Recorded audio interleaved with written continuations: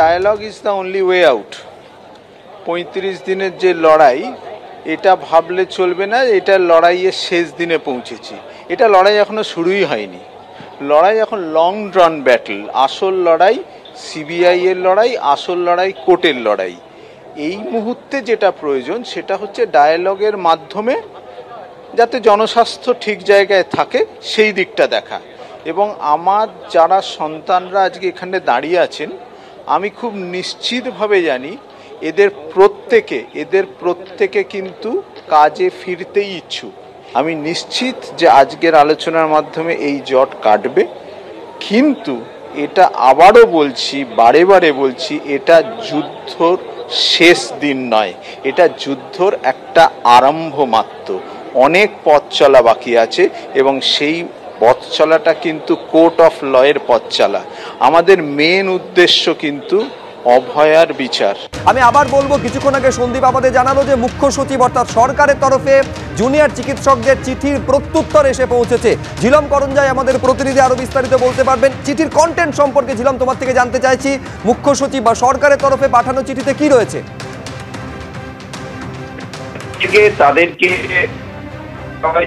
প্যারা 3 যে বিষয়টা একদম শেষে আছে, যে একে অপরের যে কার্য বিবরণী, বৈঠকের কার্য বিবরণী, যেটা তারা প্রস্তাবে 1, 2, 3 করে দিয়েছিল যে সরকার যদি এটাতে রাজি না হয় ওটাতে করে শেষ পয়েন্ট যেটা ছিল যে রাজ্য সরকার এবং জুনিয়র ডাক্তাররা দুজনেই একে অপরের টিম থাকবে এবং তারা কার্য বিবরণী আলাদা করে লিখবেন এবং একে অপরের কার্য বিবরণী সই করে সেটা জমা হবে।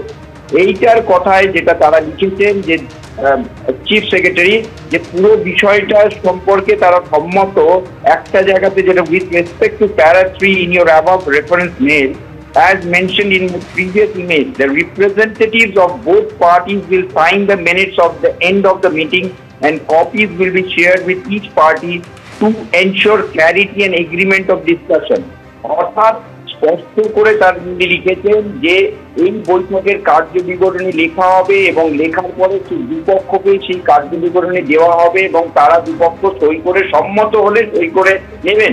তবে এখানে স্পষ্ট করা হয়নি এই ব্যাপারটা কৌশল করে বা কোনোভাবে এড়িয়ে যাওয়া হয়েছে যে জুনিয়র ডক্টর ফ্রন্টের থেকে তারা রিপ্রেজেন্টেটিভ তারা আদৌ সেটা লিখতে পারবেন কি পারবেন না, আর এটা সরকার থেকে লিখবে বা শুধুমাত্র সরকার থেকে লিখবে কিনা এই বিষয়টা এই উত্তরে এড়িয়ে যাওয়া হয়েছে। তবে তারা আমাদের সঙ্গে যোগাযোগ বিচ্ছিন্ন হয়ে গেছে। ঝিলম করঞ্জাই আমাদের প্রতিনিধি যেটা জানাচ্ছেন, একেবারে তৃতীয় যে শর্ত দেওয়া হয়েছে যে কার্য বিবরণী দুপক্ষের তরফে লিপিবদ্ধ করা হবে, এই যে কথা জুনিয়র ডাক্তারদের তরফে পাঠানো চিঠিতে বলা হয়েছিল দুপক্ষের তরফ থেকে লিপিবদ্ধ করা হবে, এইটা কিন্তু মুখ্য সচিব বা সরকারের তরফে পাঠানো যে চিঠি সেখানে স্পষ্টতা নেই। একেবারে যেখানে স্পষ্ট লেখা ছিল জুনিয়র ডাক্তারদের তরফে to be recorded and formulated by both the parties, অর্থাৎ দুপক্ষের তরফে রেকর্ড করা হবে এবং একেবারে ফর্মুলেট অর্থাৎ পুরোটা লিপিবদ্ধ করা হবে, সেইটা কিন্তু স্পষ্টভাবে মুখ্য সচিব বা সরকারের তরফে পাঠানো চিঠিতে দুপক্ষের তরফেই করা হবে, এইটা মেনে নেওয়া হচ্ছে। এই মর্মে কিন্তু মুখ্য সচিব বা সরকারের তরফে সেই কথা বলা নেই। অর্থাৎ এইখানে কোথাও একটা ধোঁয়াশা তৈরি হচ্ছে কিনা, তার মানে সরকারের তরফে পুরোটা লিপিবদ্ধ করা হবে, তার 2টো কপি দিয়ে দেওয়া হবে, তাই কি নাকি পুরোটা সরকার মেনে নিচ্ছে, এই স্পষ্টীকরণ এখনো পর্যন্ত সেটা আসছে না।